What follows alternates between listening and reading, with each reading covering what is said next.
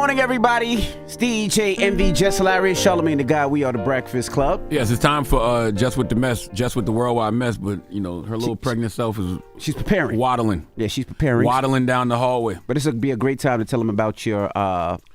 Oh, yes. The second annual Black Effect Podcast Festival is happening April 27th in Atlanta, Georgia. We got Wallow and Gilly hitting that stage. We got the Poor Minds Podcast, Dre and Lex hitting that stage. Horrible Decisions, Mandy and Weezy hitting that stage. So go get your tickets right now at blackeffect.com/podcast festival. Go to eventbrite.com right now to get your tickets. All right, well, let's get to Jess With The Worldwide Mess. Where is Jess Hilarious, Jessica Robin Moore? Jess don't do no lying. Jess is gonna bring you numbers. Jess With The Mess, I know this is real. On the Breakfast Club. I know they know the difference. Keep it a stack. You just gonna act like you wasn't just throwing up, huh? I wasn't throwing up. I was actually getting my stories together. Now, I know preparing. that I teased the UK news. UK news. It's more, don't try to make it more UE, all right? It's just UK, whatever. Okay. So what's more interesting is what's going on in the US. Okay. All right? So over the past come on. So, now you rushing somebody morning sickness? Absolutely. I don't know who been keeping up with the Nickelodeon documentary recap, but I've seen that. It's a lot. It's a lot going on. You know, the docuseries investigating the inappropriate and unsafe environments on Nickelodeon shows is out. Mm-hmm. There's a lot going on, so let's get right into it. Before the doc came out, I reported that the Nickelodeon star Drake Bell came forward as a child who was sexually assaulted by Brian Peck, who was one of the writers at the network. Now we're hearing what happened. I was sleeping on the couch where I would usually sleep, and I woke up to him, and he was sexually assaulting me. I froze and was in complete shock and had no idea what to do or how to react. I have no idea how to get out of the situation. You know, what am I gonna call my mom and be like, hey, this just happened. Can you come pick me up? I'll just sit here and wait. I had no car. I didn't drive. I was 15 at this time. I really don't know how to elaborate on that on camera, really. Why don't you think of the worst stuff that someone can do to somebody as a sexual assault? Jesus. And that'll answer your question. And it's very sad. His dad also spoke on things that he saw on set. Sometimes his dad would be on set and his mom would oversee things, but she was a little bit more lenient. But this is you hear scuttlebutt about the business and what you got to watch your kids and this and that. So I was very attentive. Very rarely sat in the green room. I'd always be off set somewhere where I could always keep my eyes on Drake. And unfortunately, I started seeing Brian start to just hang around Drake too much. It didn't set well with me. Drake would be in the dressing room or something, and in would pop Brian. You know, do things that, wait a second, what are you doing? Drake can put that on himself. Then he'd maybe walk over to Drake and be feeding him some lines or whatever and put his arm around his waist. Put his hand up on his shoulder and kind of run it down his arm. And this would happen routinely. So, you know, instead of just removing his son off the set, you know, I guess he would say things to Brian Peck. Now, Drake's dad added somehow Brian Peck got him removed from the set.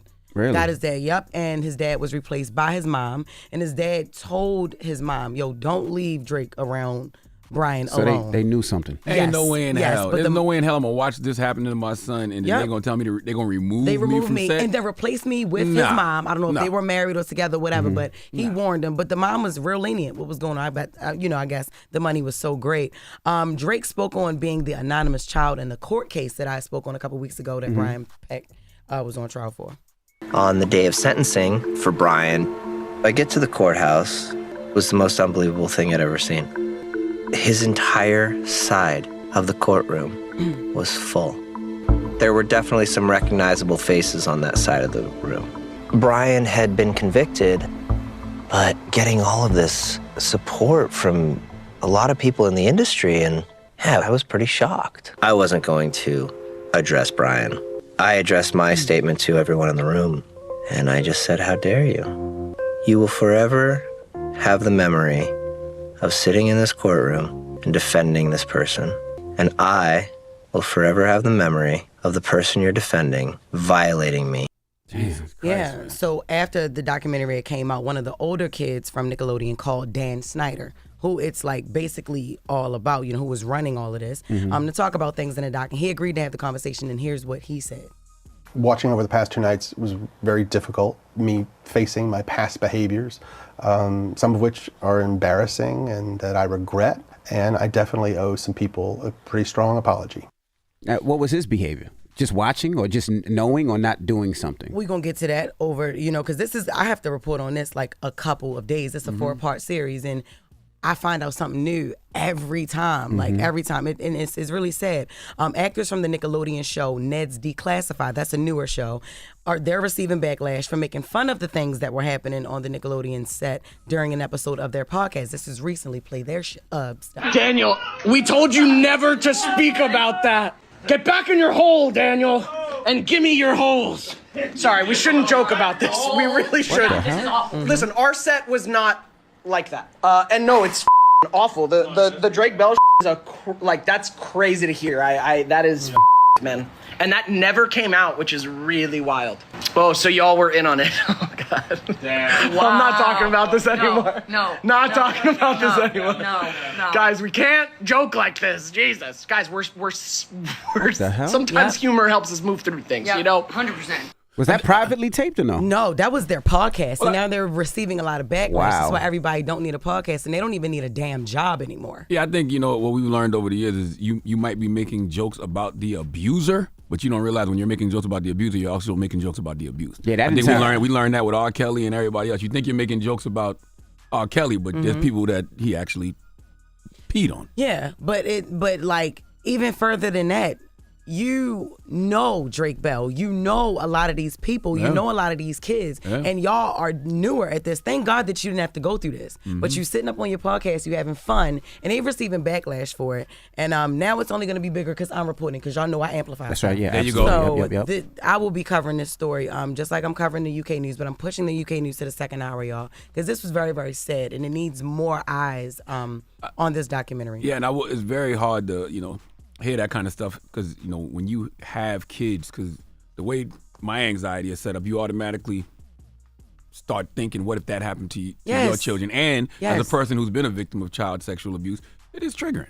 You know what I mean? But the crazy thing about it is usually when you expect to hear something like this, you expect to hear it in a younger kid. This was a teenager. Yeah. He was in high school. He was 15. Now think about it. There's times where, you might drop you have a lot of younger kids. Like I might drop my son off at basketball practice and then pick him up an hour later. I don't stay at the whole practice every time because he's a freshman in high school. Yeah. He's a sophomore in high school. My parents dropped me off at practice. You didn't know what was going to go on because he wasn't like he was a 7-year-old. No. He was a teenager. You just hope your kids Jesus have to have the confidence to tell you what's going on. And then your parents are there and your dad gets removed from the set. Your mom knows what's going on, but she's more lenient to what's happening. And he would just do this. Brian Peck was so comfortable, like feeding him lines and you running. Why would you put your arm around his waist? And I wonder how much they ignored as parents just because of the paycheck. That's right. Exactly. And I wonder the relationship between he and his parents today. Or do they think it was normal? Like, he just putting his arm around him, trying to comfort him to help him with his line. Like, it just seems it's not even around your shoulder. It's around your waist and you tickling my arm and you're caressing me. Like,